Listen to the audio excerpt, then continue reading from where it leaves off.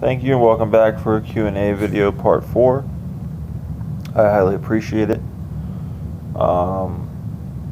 This next question is from Linda, living in New York. Hello. She wants to know what some of my favorite thrillers of the 80s and 90s are. Well, The Hand That Rocks the Cradle, Black Widow 1987, Unlawful Entry. There's a lot of different films that I've mentioned here, but that there's more as well. Blink 1993, Madeline Stowe and Aidan Quinn. One that I just saw is not from the 80s or 90s, is from the 2000s, and I'll probably post a review of, is The Hunted. I mentioned that I acquired it. I did watch it last night. I wasn't maybe as conscious the second half of it as the first half due to some other circumstances going on. But I did enjoy the thrill aspects of it. More of an army or action thriller. Some really brutal scenes with knives, and I would only imagine they were using, not the actual sharp knife for various parts of this movie, because the way that they're able to stop the knives and from going very far, they're just pretty amazing stuff. I hope no one was hurt during the making of it. Otherwise, I'll retract all that. But I don't remember hearing about an accident on the set of The Hunted. Another movie I like that's kind of reminds, where they're both kind of going back and forth with each other. Of course, completely different circumstances in that movie, and the bear being involved in that one as well. So I would say that's another one from the 80s and 90s I'm very partial to. I like a lot of elements of The Bedroom Window, but I don't know if Bedroom Window holds up to like logical scrutiny as much as some of these other films. At times I've liked The Temp. I wouldn't mind seeing The Temp again. It's with Timothy Hutton and Lara Flynn Boyle. At times I've liked a really violent, scene in it though that in recent years bothers me more than I think it did when I was young.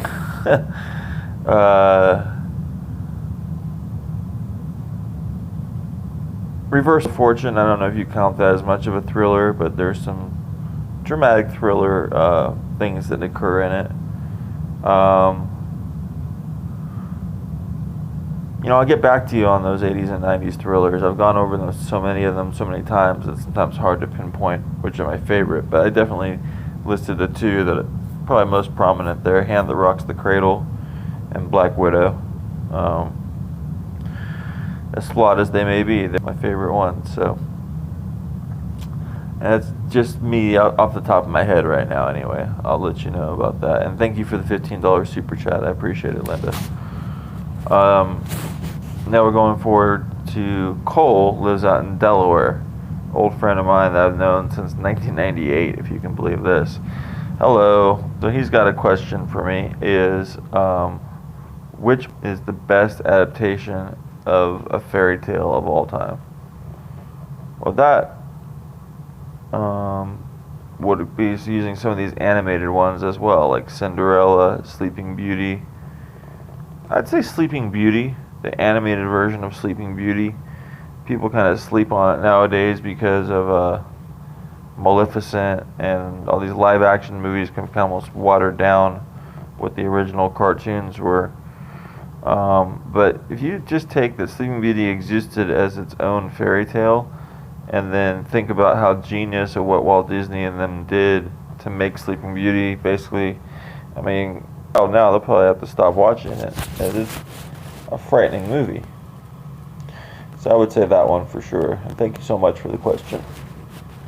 And there's a lot of other candidates to that, but Alright, this was a really cool question. If I was to be like Travis Knight, or the guy, one of these guys that runs Pixar or something. What are some CGI movies that I'd like to see get made? Okay, well, it wouldn't be that I'd run in Pixar, I don't think. I think I'd be running in something more like what Travis Knight did with the Kings and all that, Leica Studios.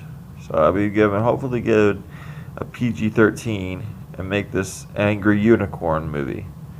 I've kind of been fascinated by this idea of it lately. It's obviously everyone loves horses, everyone loves unicorns, or the idea of how they could be this mythical creature, but they never think about what the nightmare scenario could be. Is if a bunch of unicorn horses all have a tragedy against them and one survives, and he's literally an angry unicorn that goes on a little bit of a rampage with that horn and trying to get justice or just survive, kind of like Rambo, but a unicorn that's angry.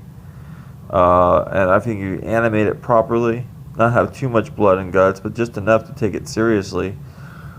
I think you have something that's, make a lot of money right off the gate, but just be around and be an interesting movie about, you see that Angry Unicorn movie? Kind of maybe making it more of like a French Triplets of Belleville style animation. That's what I would really like to go, the Angry Unicorn movie. That would be if I'm able to do like a CGI movie. A more typical one,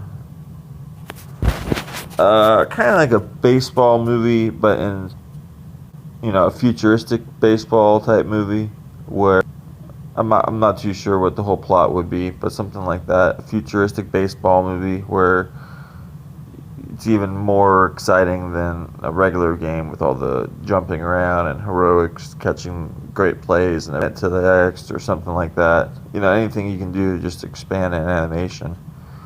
And a third thing would be like it's dangerous to say any kind of Waterworld spin-off or Waterworld sequel or reboot or anything, but I'm really looking forward to seeing what can be done with it in the future. Nothing's sacred, and especially not that. I think there's potential for a really cool movie. For really, really, the first one's so amazing anyway.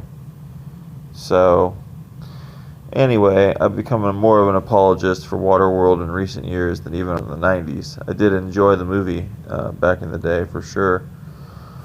But yeah, those would be the three projects, and be very, very excited about the Angry Unicorn movie. I think it's just got so much, fool's got a horn coming out of here, and he's gonna be coming at people. His part of his other horses and everything, they didn't make it, and he did. So this next one is from Chad out in Ontario, California. Also someone I've known for even longer, I think since 1989 or so. So he wanted to know what are my favorite movies about horses. Well, I had a wonderful experience in November of 2018. I watched National Velvet for the first time. First time as an adult. I think I used to watch it on television when it would be on and all this, but putting aside the time to actually sit down and watch National Velvet, I mentioned as one of the best movies of all time. Why it's not mentioned, I don't understand why it's not ever put right in that conversation. Maybe there was a sequel in the 70s and that didn't do well and it kind of stigmatized things, because sometimes when that happens, there's like a stigma that goes into a movie. But as far as the best horse movie, I have to say that's clearly the Citizen Kane of horse movies. I really do like Hot to Trot, and I see a lot of people just bash on it a lot, and that's with Bobcat Goldthwait, and I really do enjoy that, a good horse movie. And those two are the original, are the ones that really popped to my mind immediately. And then you got Seabiscuit, and the one that a lot of people didn't really like too much, Warhorse. Secretariat was not a bad movie either. There's so many different other movies that can be made about horses still. I really do love. Don't know too much about them, but they're fascinating creatures indeed. So I'd say National Velvet and Hot to Trot. Definitely some fantastic movies about horses. Thank you. Shalom for now.